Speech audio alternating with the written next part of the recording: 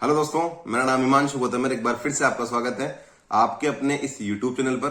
दोस्तों, आज के इस वीडियो में मैं कोई स्ट्रेटेजी के ऊपर बात नहीं करने वाला आपसे, मैं ओनली मोटिवेशन के ऊपर बात करने वाला हूं। और एक मेरा छोटा सा जवाब है कि जब मैं बहुत सारे वीडियोस में मेंशन करता हूं कि यार आप 4-5 महीने अगर तैयारी करोगे ना तो डेफिनेटली आपका स्कोर इंक्रीज हो जाएगा, काफी अच्छे लेवल पे आप पहुंच जाओगे। ठीक है ना।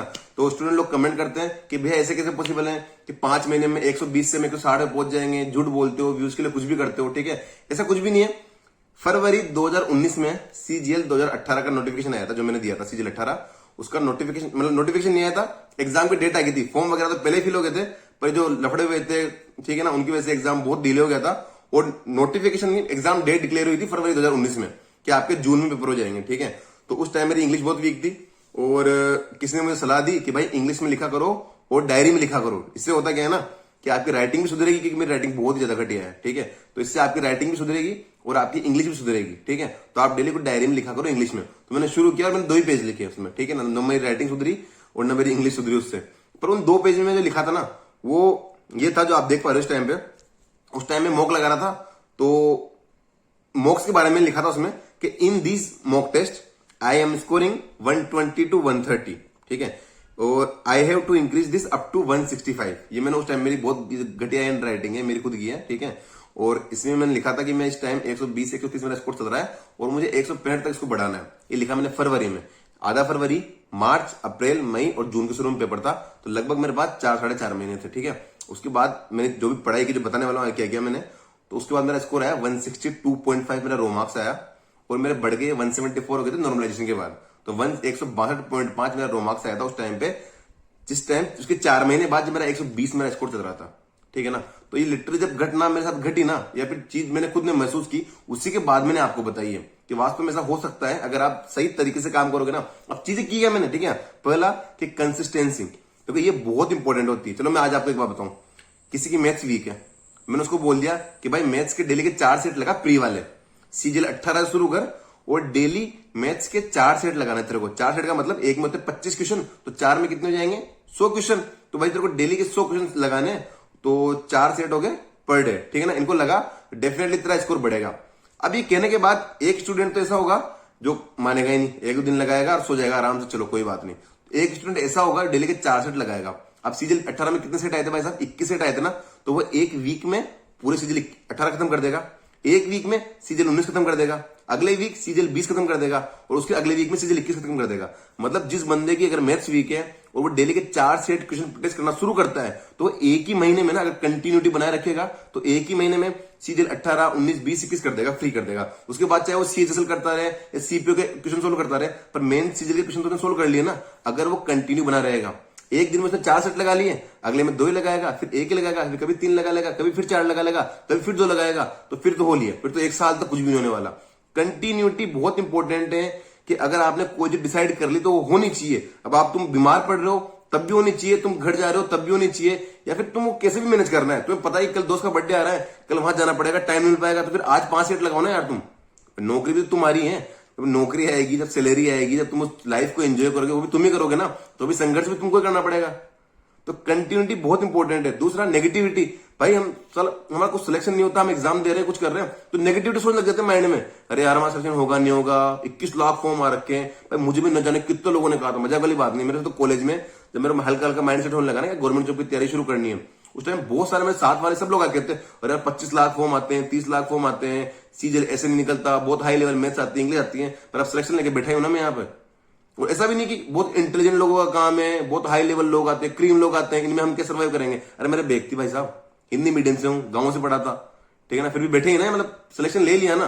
तो वही वाली चीजें कि आपको नेगेटिव पहले से कुछ माइंड से डिसाइड नहीं करना कि यार हम तो गांव से हैं या हम हिंदी मीडियम है, हमारा क्या सिलेक्शन होगा। कंटिन्यूटी बनाए रखो। देखो सीधी सी बात है, मैं एक बात आपसे कह रहा हूं, मैं आज आपसे एक सवाल पूछ रहा हूं, छोटा सवाल है कि क्यों आपका सिलेक्शन हो, इसका क्या जवाब है आपके पास। मैं आपसे एक क्वेश्चन पूछ रहा हूं कि आपका सिलेक्शन क्यों होना चाहिए, ऐसा क्या तीर मार रहे हो तुम यार कि तुम्हारा सिलेक्शन हो। अगर इसका जवाब है तुम्हारे पास कि यार मैं ये चीज भी अलग कर रहा हूं, मेरे टाइम पे जब मैं तैयारी कर रहा था ना, तो हमेशा जब मेरे को रूममेट है या मेरे को बहुत सारे फ्रेंड्स है जो तैयारी कर रहे हैं, उनके बीच में मैं खुद सोचता था इस बात को कि यार क्यों मेरा सिलेक्शन हो, और क्यों मतलब इनसे अच्छा मेरा स्कोर है, इनका हो नहीं हो मुझे नहीं पता, पर क्यों मेरा सिलेक्शन तो होना ही चाहिए।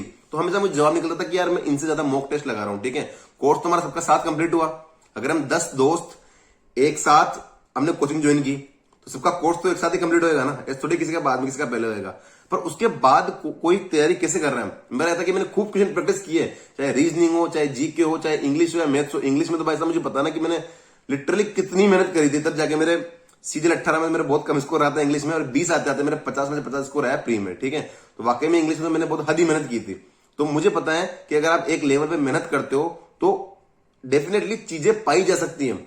हम एक तो कंटिन्यूटी में फिर कह रहा हूं, 10 लोगों में अंतर कहां पैदा होता है, तो 10 लोग थे, अगर मैं 10 लोगों की बात कर रहा हूं तो उनको बोलो कि भाई डेली तेरे को 100 क्वेश्चन लगाने हैं मैथ्स के, 4 सेट लगाने हैं, ठीक है।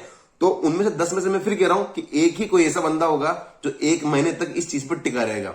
नहीं हो पाता यार, सर दर्द होने लग जाता है, कुछ काम। तो ये भी एक बहुत बड़ा रीजन है कि आप चीजों को कंटिन्यू नहीं रख पाते।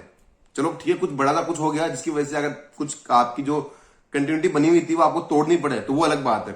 बाकी छोटे मोटे रीजन है, आपको पता है कल कुछ काम पड़ सकता है तो क्यों ना आज ही एक्स्ट्रा कर लिया जाए, 4 की जगह आज 6 सेट लगा दिया जाए। और 4 मैंने ऐसे आइडियल नंबर नहीं लिया, ठीक है, 4 तो ऐसे इमेजिनरी नंबर लिया है, 2 लगाओ, 3 लगाओ, 4 लगाओ, वो आपकी मर्जी है, ठीक है ना। आपको कितनी आप में कमी है मैथ्स को लेके या किसी भी और सब्जेक्ट को लेके, ठीक है ना, उसके अकॉर्डिंग प्रैक्टिस करो। मैं इंग्लिश में मेरी बहुत इंग्लिश वीक थी भाई साहब, इंग्लिश मेरी बहुत मतलब पूरी खत्म थी भाई साहब, सही बता रहा हूं मैं, ठीक है। उसके बाद मैंने इंग्लिश के इतने क्वेश्चन प्रैक्टिस किए ना कि ऑलमोस्ट जब एक लेवल पर तैयारी होगी उसके बाद सारी चीजें पड़ी हुई आ रही थी। मतलब मैं अच्छा स्कोर भी कर रहा था, और ऐसे नहीं तुक्केबाजी में हो रहा था कि मॉक टेस्ट सबमिट करने के पहले मैं बोल देता कि यार इस बार इंग्लिश मेरे 45% नंबर आएंगे या 47.5, मतलब अच्छे नंबर आएंगे मेरे, ठीक है। तो वे वाली चीज है कि चीजों को कंटिन्यू बनाए रखो, मजे में मत आओ। मजे में आने का मतलब है कि जो चीज आपने पढ़ ली, ठीक है ना, उसी को बार बार पढ़े जा रहे हो, उसी को एंजॉय किए जा रहे हो, लगा जा रहे हो प्रॉफिट लॉस के 1000 क्वेश्चन, 2000 क्वेश्चन, 1500 क्वेश्चन, और चीजें भी तो आएगी ना। सब चीजों को साथ में कवर करते हुए चलो, पेपर एक साथ होगा आपका, मैथ्स इंग्लिश जीके का, ठीक है ना, अलग अलग नहीं होगा। आपको गया जमाना कि मैथ्स 2 घंटे की हो रही है, इंग्लिश 2 घंटे की हो रही है, अब मिक्स पेपर होता है, तो उसी में अंदर आपको परफॉर्म करना है। तो छोटी मोटी चीजें ये बताई थी मैंने आपको कि सब चीजें पॉसिबल है। जब मेरा स्कोर 4 महीने 5 महीने में एक एवरेज स्टूडेंट होने के बावजूद 120 से 130 के बीच में था, वो 165 से 160 के बीच पहुंच के 4 महीनों में, ठीक है ना। एक तो टेस्ट क्वेश्चन प्रैक्टिस मैंने कंटिन्यू रखी, दूसरा मजे में नहीं आया, जो चीजें वीकनेस थी उन पे भी ध्यान देता, वो मेरा प्राइम टारगेट था कि जो चीजें मेरी वीकनेस है, जैसे मेरे एसआईसी आया था भाई साहब, मुझे पता है कि इंस्टॉलमेंट मुझे नहीं आती, मेरा वास्तव में बिल्कुल गंदा टॉपिक था कि मुझे आता नहीं था, ठीक है। तो मुझे ये करना है या किसी और सब्जेक्ट में किसी और टॉपिक को मुझे कवर करना है, तो वो चीज मैंने कवर की। ऐसे नहीं कि जो चीज मुझे आती जा रही है मैं उन्हीं में लगा रहा, दिन रात उन्हीं मेहनत करता रहा, ठीक है। मुझे पता है कि मैथ्स में मैं गिर पड़ के नंबर ले आऊंगा, रीजनिंग मेरी अच्छी हो चुकी है, जीके में सबके जितने नंबर आते हैं उतने मेरे आएंगे। तो मुझे पता है कि मुझे इंग्लिश में स्कोर करना है, तो दिन रात में इंग्लिश पढ़ता रहा, फिर जितना स्कोर कर पाया मैंने किया।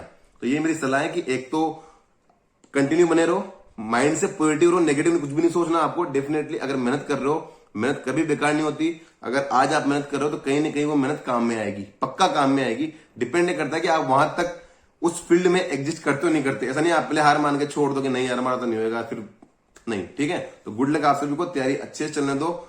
मेहनत, आज की मेहनत कल आपको जरूर रिजल्ट देगी, ये पक्की बात है। Thank you so much.